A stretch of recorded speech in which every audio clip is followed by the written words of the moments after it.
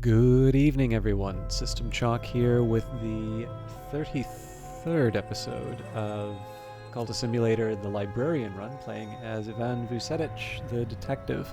So I have put together an Excel sheet, which basically I just went through the JSON I manually went through the JSON files in the Cultist Simulator directory. And what I did was I put together a collection of sort of each of the individual texts that you will find from a vault. So this does mean that there can be some duplicates, which basically like duplicates because of the like the translation, or like the translation, one in say Latin and one that's not. And it actually looks like I've gotten lucky. So off like a quick glance at the way that it works. Was it Debellus? Yes, Debellus Murorum. This is an item that you can get at auction. It's also an object that you get from the capital, either the 5th expedition you go on or the generic one. So far as I can tell, all of the texts are available in the generic location. Which isn't a surprise. I mean, usually I do the generic location at the very end, and I don't usually wind up losing a location. So there's a reason why I haven't sort of seen certain texts appear, or really any text appear in the generic. But in any case, so it does actually seem to be, just at a glance, that is actually the only one that will get me lore that has that sort of special status. The rest of them, there are some other examples of works that need to be translated, and that potentially opens up a duplicate, but they're all about languages. So in that case, they're not quite as useful for me in terms of getting lore. Now, the other thing that isn't present inside of that data, unless you go and attach it, is whether or not the books are unique. But in this case here, I think it would be fair to say, you know, let's run with the assumption that they're not going to be like. I think at this point here, I should be assuming that every text is a unique text. One other notable sort of detail is there are 1, 2, 3, 4, 5, 6, 7, 8, 9, 10 books that seem to be in only one location. Actually, just for curiosity, let's take a quick look at the desktop for that. So when I take a look at the list here, we've got Debellus Murorum in Latin is one that you can get at auction. Sturm is one item that you can only get at auction, and then I believe this was the one that sort of cancelled my run previously, but the true and complete accounting of the Asclepian mysteries of the roots of the house. So those are 3 texts that are only available at auction. Now, it turns out that Kittling Ripe and the Moldywarp's Grave and other stories are only available from Moorlands. Basically they're books that are in circulation, but in this case here I'm taking in circulation as being at Moorlands. I believe that's how that interacts. Like I said, I don't want to go too far into the internals of Cultist Simulator to do a challenge. I just sort of want to set a goal for myself and move on.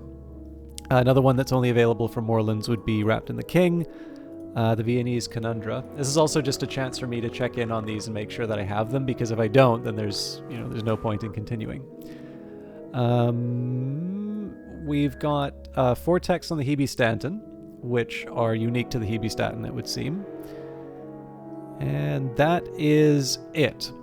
So, what does all this mean, right? Like, there's a reason for me doing this work. There's a reason for me to sort of work this out. It's maybe worth mentioning here that in this file there are 119 different texts, and if there's only one duplicate, Well, actually, that's not true. There wouldn't just be one duplicate because of the other texts. In this case, I'd say 118 that are relevant to me, and then we'll maybe reduce that down a little bit further on the different translations. But again, that's something to kind of deal with later. But the reason why, first of all, I wanted to make sure that I didn't lock myself out of the playthrough indirectly in the first place. But the other thing that I wanted to sort of figure out is, what am I going to be doing moving forward? So my original intention was to take advantage of duplicate texts to be able to get access to different rights and to be able to get access to, basically the ability to do a few other things. Now, that's clearly not a good assumption for me to run with. That is actually something that I can't rely on anymore, and that's going to have some implications in terms of how I play the game. So, for instance, I need to make a very substantial edge commission, and it's one reason why I haven't done anything with Chiliarch's lesson. So in this case here, it makes sense for me to, use this, manipulate it in such a way that I can advance my knock lore. Likewise, doing a forge commission doesn't matter. I can't even do a basic one. Lantern commission, same story. Really, the only thing that I would be able to do in terms of generating resources like Spintra would be to try and hope that I'd draw a Secret Histories commission from Dr. Redeem. And, in that case, it didn't turn out that way. So in this case, we're closed off effectively in terms of what we can do Spintra-wise. Now, what this means is that I'm going to, I'll have some things that I want to do which are going to be related to accessing higher. Well, actually, I may not even be able to access those parts of the Mantis, so that may not be as big of a problem. But one of the things I was thinking of is that if I'm going to be repairing the mirror, and I'm limited in terms of the number of the Spintra that I can get, I want to be careful about that, and I want to prepare. And so in this case here, one thing I might think about are what are the different ways that I can get the Spintra. In this case here, it would be fair to say that I can't pursue an Ascension ending in terms of the game, unless I find that there's some other way to get extra books. But the way that the game is designed at the moment, it's specifically stopping me from doing that. So what I'd like to do is see if I can find a workaround. I'm not going to rule out the possibility, but I shouldn't be banking on it at this point. And so in this case here, what I need to think about is, given what I have available to me right now, how do I get as high as I can in the Mansis? How do I sort of angle things to my advantage? And then when I have some gaps in terms of being able to achieve my goal, which is to have one of every book on the desktop, what are the ways that I'm going to overcome those challenges? And of course, what this also means is that my study verb is going to be available. One other thing I didn't really think about too was, is there anything that I can be doing in terms of messing around with my, with my stats, right? Like to improve my reason and my passion and such. But I'm gonna leave that. Aside. That's not as big of a deal right now. And actually, if you can give me a second, I can bring up my list one more time.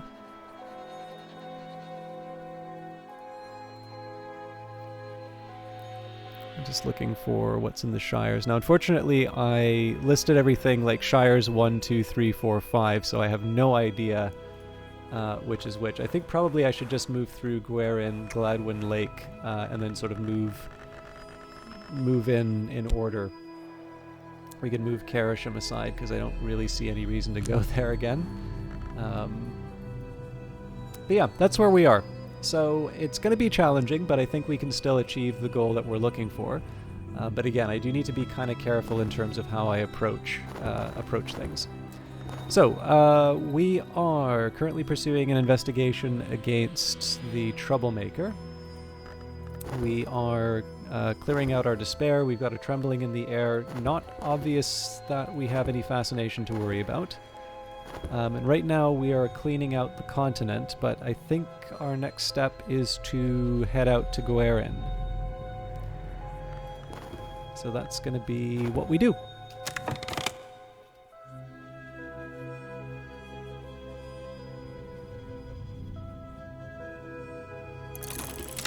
Right, Into the Night. Wisdom is a country, and these are its maps. We've already gone. Okay. Wolf despair prowls elsewhere. No dread empowers this despair. It's over for now.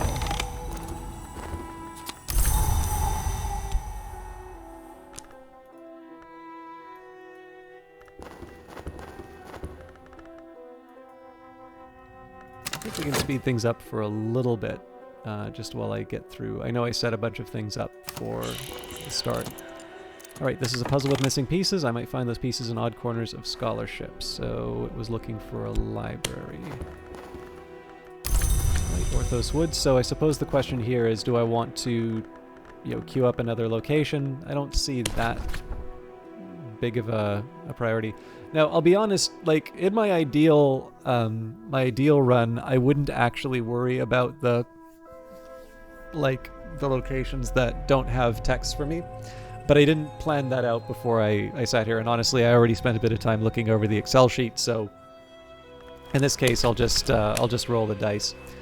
What I'll probably start doing is, before I do a session, I'll just take some notes in terms of locations that I'm most interested in, ones that might be avoiding certain threats to me that I find more difficult to deal with than some of the others, and we'll try and manipulate the run to keep me from losing too many abilities. So, for instance, here, I don't think I've ever painted a masterpiece. I mean, I usually just do maximum passion for masterpieces, but it's possible you actually can't paint them with 3 passions. So now again, why do I need to build the masterpiece? If I'm not going to use a tool, it doesn't matter, but that's an example. Okay, leader of the expedition. Let's see what we're working with here. On a crumbling cliff above a gray sea, the Guer Inn squats until the day the sea comes for it. It receives few guests, fewer since the owner closed his notorious library to visiting scholars. We'll add Dorothy to the expedition. We can reserve rooms at the inn easily enough, but we can expect the locals, if they divine our intentions, to turn nasty, and if the library is still there, it will be well hidden. Okay, so that also seems like a lantern job, so we'll add heart and lantern for the start. Just references to the sea made me think that I should add a heart follower. At this point, I probably should remember what the different challenges are, but again, I've never seen that much value in terms of. Oh, now that was unexpected. Oh, you know what? I see what happened. I was just off on the timing, so we may actually lose a location, which will be a shame.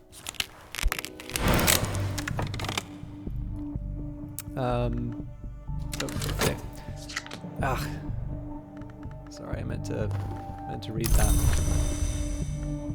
Alright, progress. The constant clatter of closing doors, the damp stains on the station walls, the smell of boot polish and unwashed constables. All this narrows to a single crystalline truth. I've made progress and earned some overtime pay. Okay, so fortunately they are staying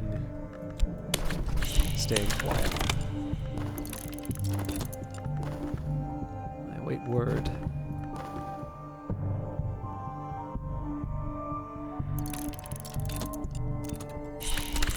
Our expedition plans for the next challenge. It'll consume funds. I can add funds now, or I could send another follower.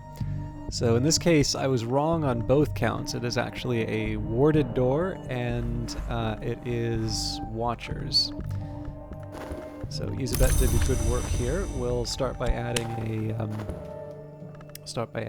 our moth follower, and then following that, what we'll do. I think I have to add another moth right away, but I want to get the knock team in pretty soon as well. Alright, night terrors. Slowly my clenched fists relax. I'll slide back into sleep, but something will remain, like spider webs in the corner of the room. So in this case, I think I'll just wait for the Season of Ardors to kind of toss up a contentment for me. Alright, arrival is at their business in the shadows. They're still in hiding. What exactly are they up to? Almost always this will end inconclusively, but occasionally arrival will manage to increase their power in secret. Consider tempting them out of hiding by leaving an expedition open. Well, we unintentionally did that. Okay, so let's grab Sylvia. Closer, closer still. Closer! Keep looking, closer. Now close your eyes.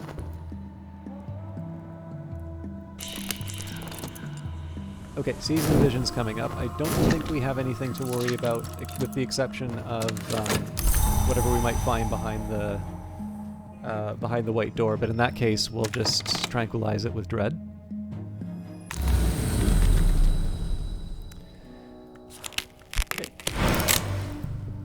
Last night, in the billowing blue of the Lodge of the Sage Knight, I sat on velvet cushions and watched two dead contend with the shining swords. They came with the place, said the woman who rules here now, the one who once called herself Gallagher. It was not the Sage Knight, if that's what you're wondering. He went higher in the mansis, long before I came here. My attention has drifted. The swords sparkle like falling water. The dead move like dancers. Alright, so not my favorite way to start, the playthrough, but we can clear it out with the dread. So the doors of vision swing wide, a little darkness will mellow my light. Even dread has its uses. Also, it's time for us to follow up on the investigation, so we'll run ahead with that. It does leave the troublemaker open for a little bit, but that sometimes is going to happen. There it is. Is that it? We resolved an intuition challenge.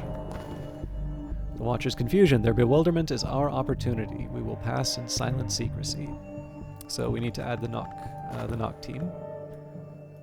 Potentially Forge as well, but we're a knock cult. We want to do the work.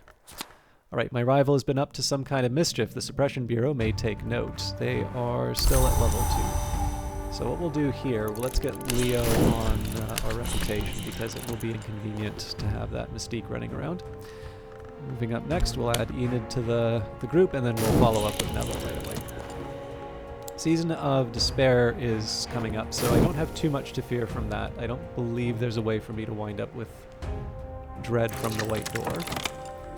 The air is curdled now. I'm home again in this lump in flesh. Better, perhaps. And we've got damning evidence. The constant clatter of closing doors, the damp stains on the station walls, the smell of boot polish and unwashed constables. All this narrows to a single crystalline truth. I have made progress and earned myself some overtime pay. So right now we've been trying to avoid getting fired. I've got way too much money, so in this case here we're just going to sit back for a bit. I should be going to the white door. I've increased my knowledge of the secret histories behind the one we know. So, where possible, I want to basically be advancing everything that I can, up to and including occult scraps. And in fact, the occult scraps make the most sense for me to move up on their own. I think I'm actually just going to move those up when I don't have anything else to do with the study verb, because I can just throw the bookstore at them. Okay. Neville will save the day. We call upon the horned axe who waits at the threshold. We bear a great power of opening, will almost certainly shatter this warded door.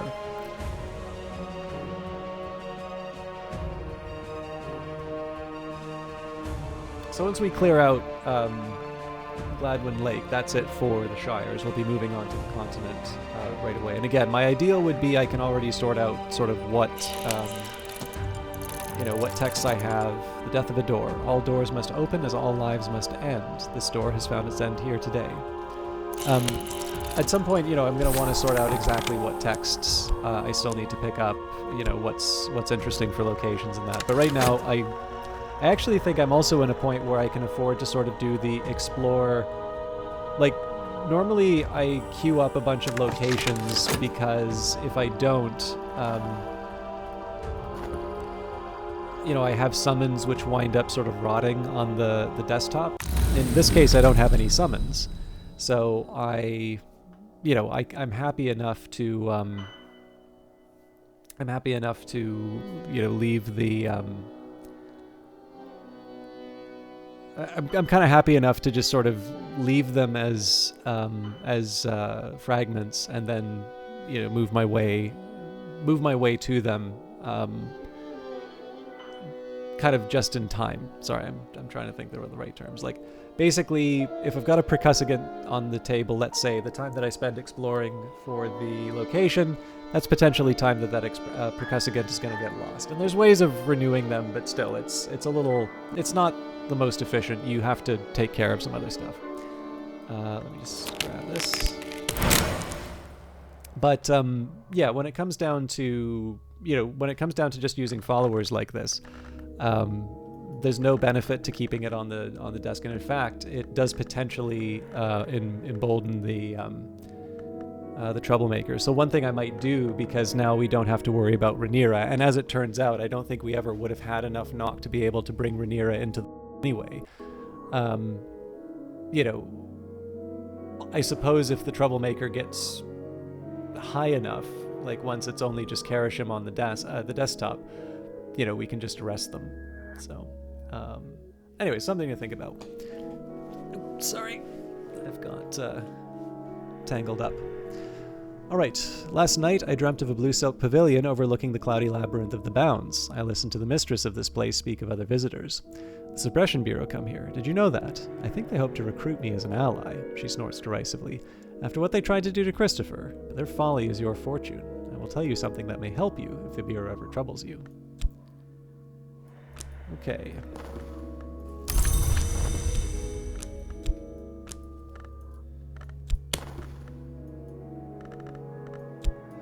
I'm not ready to arrest this guy yet.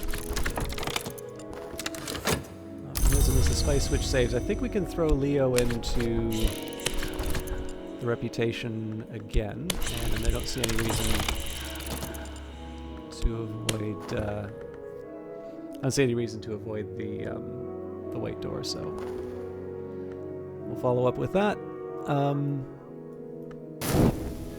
Yeah, for the next little while, I think it's just hammering away at locations. I have a couple things that I want to do with the study verb, but there's no rush with it. And honestly, at this point, it would be sort of nice to figure out where I stand in terms of what's immediately available to me. The White Library. The room is bleached and quiet. The chairs are pale wood. The table is topped with white marble. A low draft blows through the ill-fitting sea-facing casement.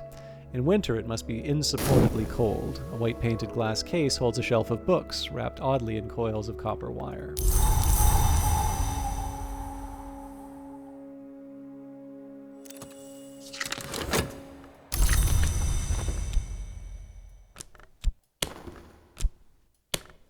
I don't need to run into it right away. Okay. I recall my dream. This was the Lodge of Blue Silk, flapping in the winds of the Bounds at the Mansus Edge, and here was its mistress, who welcomed me as she welcomes all travelers. Company is nice, she confided, but I still miss my Christopher. 10 years. 10 years and not enough. But we could not have been long together, not without touching each other. And you know what occurs when a man long lies with a long woman. Or perhaps you don't. I hope you don't. I won't tell you just in case. I will give you a tiny gift. So this is nice because we're going to be able to use that to upgrade one of the Forgotten Chronicles. Although I think I did say I was originally queuing up a bunch of continent locations because I was worried that I was going to use all of them. But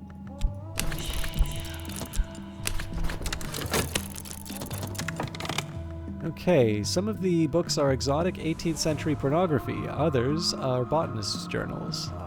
Some, however, have value for our studies. A yellowing note tucked into the spine of one reads, "Watch for me, JC."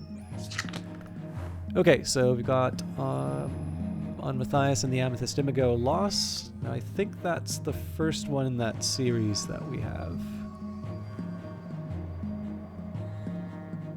Okay.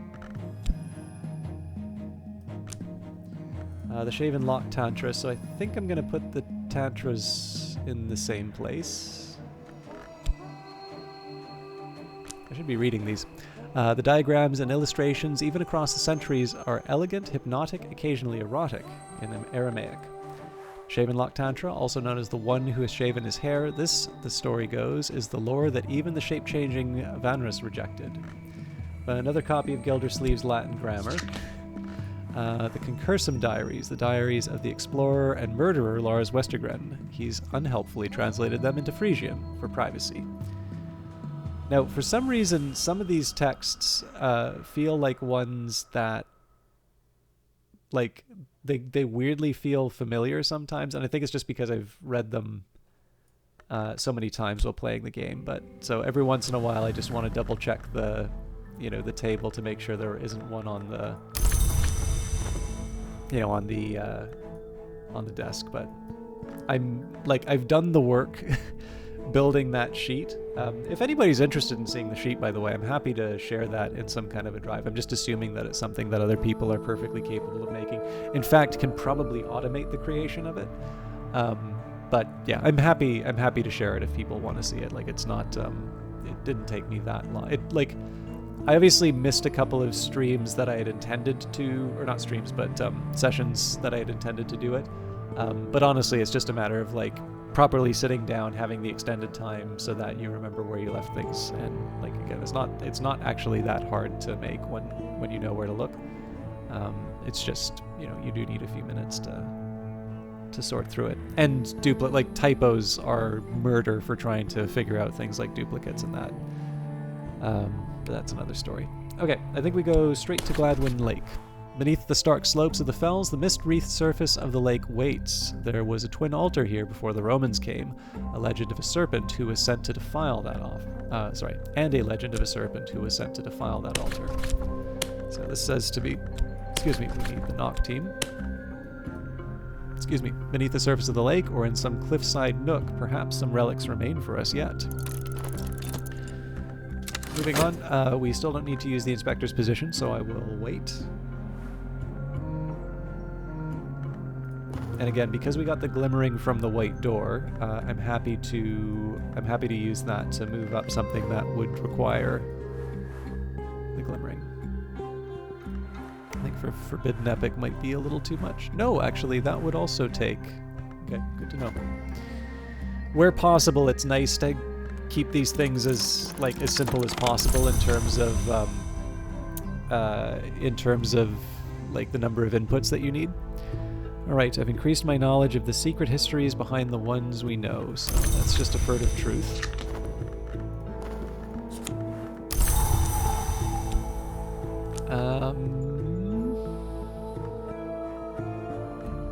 I think I'm just going to worry about Forgotten Chronicles.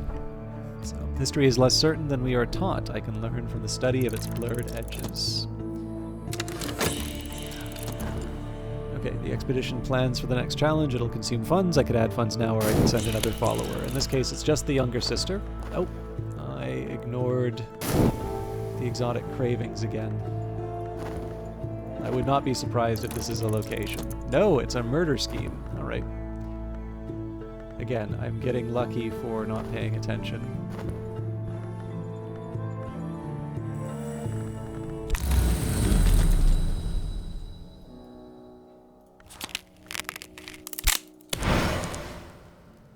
Pulsing air is a rising power, a reassuring energy. The hours have been called unmerciful, but they permit sleepers sometimes to walk in the orchard of lights, where each fruit glows like a sunset, where the roots of the trees are shaped for peaceful rest, where the mist soothes the heart. I was there last night, and the taste of the fruit lingers, sharp and sweet, as the passage of spring to summer. So, we'll just set that aside. We eventually want that to turn into vitality. We've got a season of sickness coming up.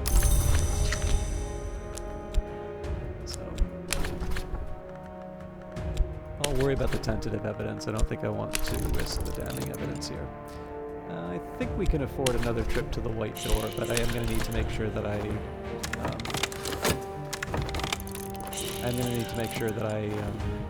deal with the sickness.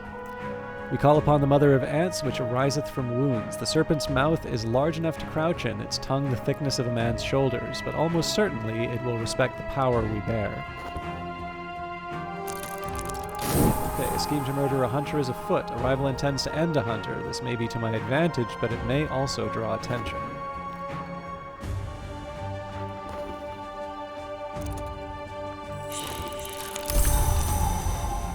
Serpent's sorrow. It lowers its great head. Moisture seeps from its lidless eyes. Is it weeping? What does it remember of its eldest sister, whose power we call upon? Okay, fascination coming up, so we're at a little bit of risk behind the White Door, but we will see where it all goes. And at this point, I think we can afford to send Lee... Well, let's wait. We'll wait till we pass this item, and then maybe we'll do it.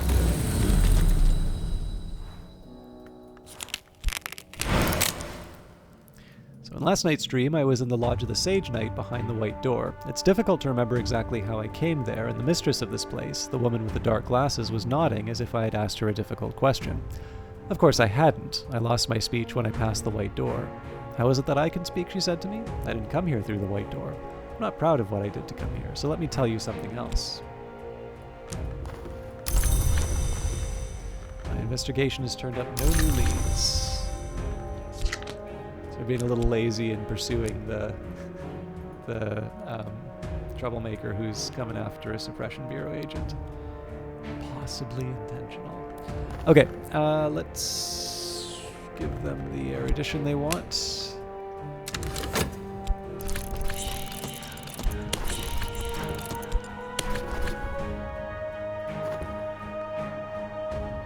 I'm worried this is premature, but I think we should still be able to pick up the notoriety in time. Right, I was leaving this open so that I could clear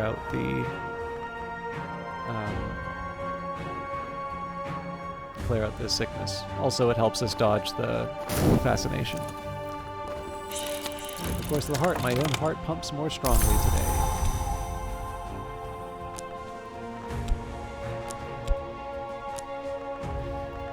Okay, intuition challenge. So we'll throw the glimmering there. This is a puzzle with missing pieces. I might find those pieces in odd corners of scholarship. And the chapel route. There are ruins beneath the water, just beneath that waiting depth. The light has risen a little in all these years, but not enough to keep us out. And this illness has damaged my health. I will need to rest before I'm fully recovered. So we can use the expiring vitality here. We've got 38 seconds before we can do an investigation. We do have another season of ambitions coming up, so what I'm going to do here is I'm going to wait the 19 seconds, and then we're going to pursue the troublemaker. I want to make sure that we've cleared out the continent before we let them loose. All right, the chapel crypt is flooded, and the water's soupy with old corpse matter, but at last we bring up a wax-sealed coffer. 18th century? No, older than that. Let's see what's within. Spintra, Witch Crystal, The Orchid Transfigurations, Volume 3, a 16th century alchemical fever dream attributed to Robert Flood, frequently banned for the disturbing allure of its illustrations. This is in the original Latin. And that's it for the team. So we're probably going to wind up with 2 notoriety to deal with. But I think probably a trip to Foreman House is the logical next step. So we are at the end of our time, so thank you everybody for watching. I'm hoping that I'll be coming into these sessions with a little bit of a clearer idea of what I'm going to be doing. Obviously, the last couple of weeks, I've been feeling around learning how the game actually works as opposed to how it currently is. And I'm sure this has been a long-standing change, just as I sometimes talk about during the playthroughs. I do still wind up playing Cultist Simulator like it's the game I played back in the early prototype. Well, the prototype I guess usually refers to the JavaScript one, so that I didn't play at the time, but I did play the prototype after Martin Erikar added the desktop UI that you see here. Fond memories. Anyways, I will be off tomorrow. The Tuesday's a blank day, although I'm going to be finding some things to fill that up reasonably soon, I think. We'll be back on Wednesday for more of the Librarian run. Take care. See you then.